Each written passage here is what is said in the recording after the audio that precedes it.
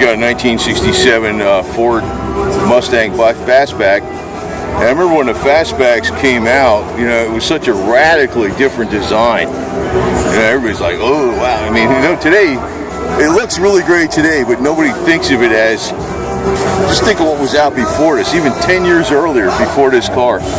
What a 57 looked like versus 67. And think of today, a 2009 to a 2019. Is there really that much difference? No. Like I said, they're not really innovating anymore. It's a real pleasure. I always like the Mustang gas cap with the way the lights are. You can set these up sequentially too if you wanted to. So, dual tips on each dual exhaust. That's a big piece of glass too, man. Sometimes you put those louvers on there too, keep the heat out.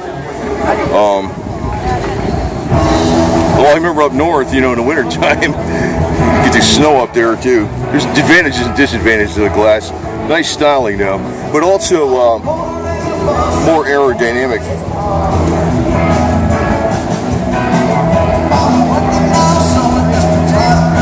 Here's maybe you see that original 289 automatic special order WWII Clearwater Aqua, power steering, power brakes, tilt wheel, fold down rear seat, same owner for the last 20 years.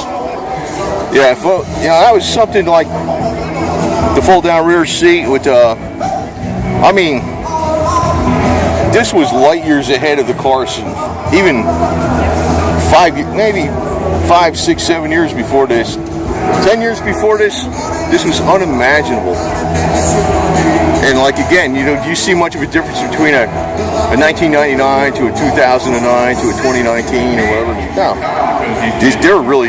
They're all doing all this stuff without computers, using manual draftsman paper, mocking them up in clay. You know, no robotics in the factory assembly line. People putting this together by hand, mainly. I mean, not robotics, though, you know. So, it goes to show you what people can achieve when they're bright and motivated, innovative, and not afraid to take chances. Because this was a chance when this thing came out.